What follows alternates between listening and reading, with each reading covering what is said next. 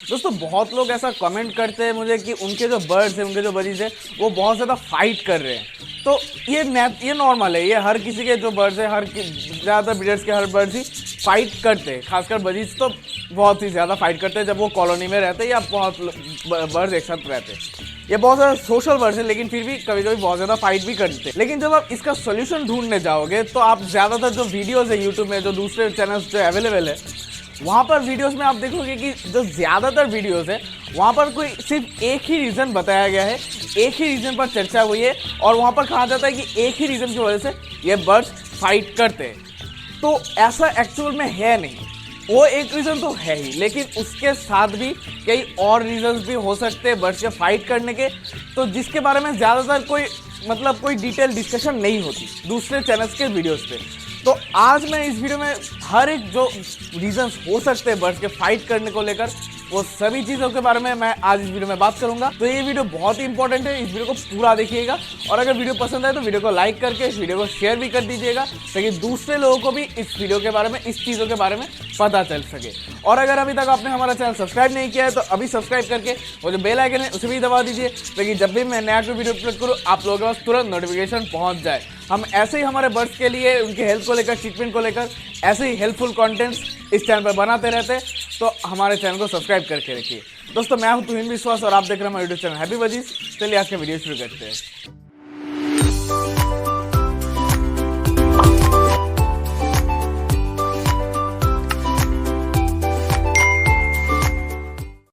दोस्तों आप बात करते हैं मेरे आज की वीडियो की मेन टॉपिक के बारे में।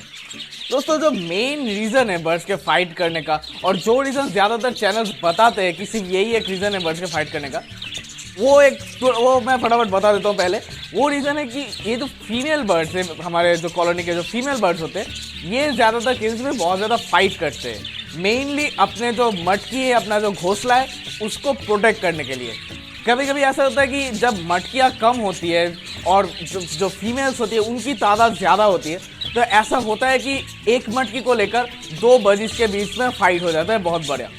तो इस केस में ऐसा जब होता है तो ऐसा हमें देखने को मिलता है कि एक दूसरे को बहुत ज़्यादा घायल कर दिया, एक दूसरे को मार भी देते हैं। कई कई टाइम पर ऐसा भी देखने को मिलता है कि कोई एक बजीज ने एग्स ले कर दिया है, दूसरे बर्ड ने आकर, दूसरे फीमेल ने आकर उस मटकी में से सारे एग्स बाहर निकाल के फेंक दिए।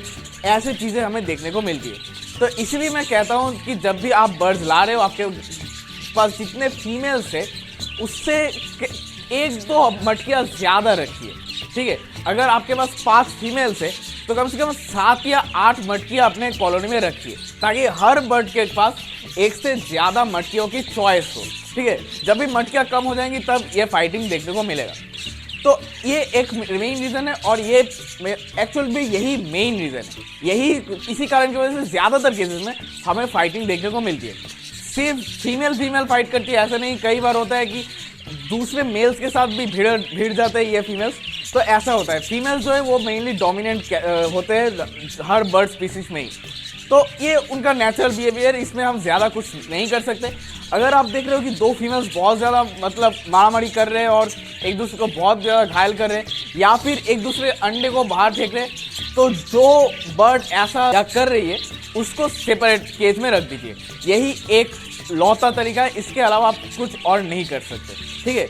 अगर जिन लोगों ने मुझे ये सवाल किया था कि मुझे क्या करना चाहिए, फाइट कर रहे हैं, ये कर रहे हैं, तो अगर आप देख रहे हो कि ये सारी चीज़ें हो रही है कि दो फीमेल्स फाइट कर रहे हैं, उनके एग्स बाहर फेंक रहे हैं, तो एक ही काम आपको करना है, वो जो जिस फीमेल ने एग्स ले किया है या जिसका वो मटकी ओरिजिनल है उसको नहीं, दूसरा जो बर्ड है उसको अलग सेपरेट केज में रखना होगा।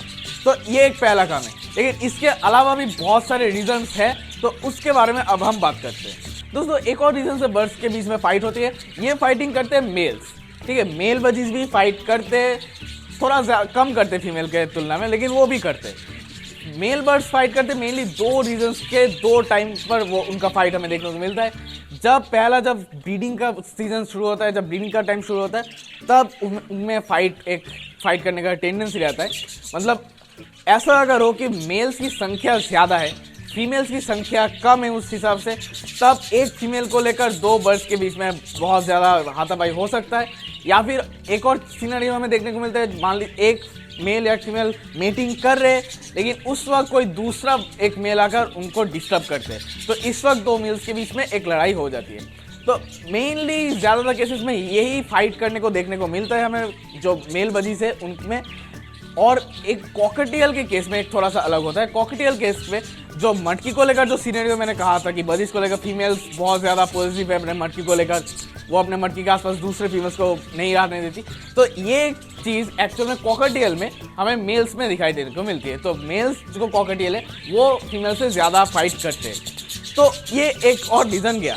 दूसरे एक रीजन हो सकते हैं, मान लीजिए आपके पास मेल फीमेल रेशियो भी ठीक है, आपके पास सफिशिएंट मटकियाँ भी है, फिर भी कभी कभी फाइट देखने को मिलता है। ऐसा क्यों हो सकता है? ऐसा हो सकता है, पहला रीज़न ये है कि आपका जो केज है वो साइज़ में छोटा है, ठीक है। जितने बर्ड्स आप उसमें रख रहे हो उस हिसाब से जो केज का साइज़ होना चाहिए वो नहीं है। जब साइज़ बहुत ज़्यादा कम हो जाएगा तो हर बर्ड को अपना थोड़ा सा स्पेस चाहिए होता है, वो उनको नहीं मिल पाता, तो इस वक्त वो ज़्यादा फाइट करते रहते हैं। तो एक बहुत बढ़िया समस्या है। ऐसा मैंने कई लोगों का देखा है कि छोटे से केज के अंदर बहुत सारे बर्ड्स रखते हैं, जिसकी वजह से बहुत ज़्यादा मारामारी होती है। तो आपके पास अगर बहुत ज़्यादा बर्ड्स है तो उस हिसाब से थोड़ा बड़ा केज लीजिए। इतना केज लेना चाहिए कि थोड़ा उनके लिए जगह हो, उनका हाथ पैर, उनका जो विंग्स है वो अच्छी तरह से वो फैला पा रहे, वो थोड़ा उड़ पा रहे, इतना जगह उनके केज में होना चाहिए। तो ये एक रीज़न गया। दूसरा एक और रीज़न हो सकता है, ये बहुत ही मतलब अजीब रीज़न है। कई बार ऐसा होता है कि आपके बर्ड्स बिल्कुल शांत है, कोई फाइटिंग नहीं चल रही, कुछ नहीं हो रहा, लेकिन जब भी आप या आपके घर वालों में से कोई उनके केज के पास आता है या केज के अंदर खाना डालने के लिए हाथ डालता है या फिर जो मटकिया है उनको बाहर निकाल रहा है, उसके तुरंत बाद ही फाइटिंग चालू हो जाती है। ऐसा ये बहुत ही अजीब सा एक केस है। मोस्टली ये क्यों होता है? क्योंकि बर्ड जो है किसी कारण की वजह से बहुत ज़्यादा स्ट्रेस में है, ठीक है। उन पर बहुत ज़्यादा कुछ चीज़ों का प्रेशर है, कोई स्ट्रेस है, जिसकी वजह से जब भी वो आपको या दूसरे फैमिली मेम्बर्स को, आपके जो दूसरे इंसान है उनको देखते वो थोड़ा उनका स्ट्रेस थोड़ा और बढ़ जाता है, वो थोड़ा ज़्यादा और घबरा जाते हैं, जिसकी वजह से उस घबराहट की वजह से वो दूसरे बर्ड्स के साथ लड़ पड़ते हैं। तो ये एक बहुत ही अजीब सा रीज़न है। तो ये भी एक रीज़न हो सकता है। एक और रीज़न हो सकता है कि आपके पास जितने बर्ड्स हैं उस हिसाब से आपको खाना भी देना चाहिए, लेकिन आप वो उतना अमाउंट का खाना नहीं दे रहे हो, तो ये एक प्रॉब्लम क्रिएट कर सकता है। जब आप उनको खाना दे रहे हो तो इतना अमाउंट करके दीजिए ताकि सबके लिए थोड़ा बचे, ठीक है। अगर खाना कम हो गया तो स्क्विड गेम में जैसा हुआ था वैसा हो सकता है, मारामारी लग सकती है और एक दूसरे को मार भी सकते हैं। तो ऐसा नहीं होना चाहिए, आपको इतना ही अमाउंट करके देना है ताकि सबके लिए सफिशिएंट बना रहे। और अगर आप फीडर यूज़ कर रहे हैं, बहुत फीडर से जो फीडर्स होते हैं ऑटोमेटिक फीडर्स वो इस्तेमाल करते हैं, अगर आप वो भी इस्तेमाल कर रहे हो तब भी सबके लिए सफिशिएंट फीडर रखना चाहिए, क्योंकि एक फीडर में 1 से 2 बर्ड्स खा सकते हैं, उससे ज़्यादा नहीं खाते, 2 भी बहुत मुश्किल से खाते हैं। अगर आपके पास 5, 6, 7, 8 इतने सारे बर्ड्स हैं तो आपको कम से कम 4-5 फीडर्स तो रखने ही चाहिए, नहीं तो उनमें बहुत ज़्यादा मारामारी होने का चांस रहता है। अब दोस्तों सर्दियों का मौसम शुरू हो चुका है, बहुत ही ज़्यादा ठंड पड़ने वाली है शायद इस सीज़न। तो इस वक्त आपको कौन सी चीज़ों के बारे में ध्यान देना चाहिए, कैसे आप अपने बर्ड्स का ध्यान रख सकते हो सर्दी के वक्त, वो अच्छी तरह से समझने के लिए इस वीडियो को क्लिक कर दीजिएगा। और सर्दी के वक्त कौन से मेडिसिन आपको बिल्कुल तैयार रखनी चाहिए वो जानने के लिए इस वीडियो को क्लिक कर दीजिएगा।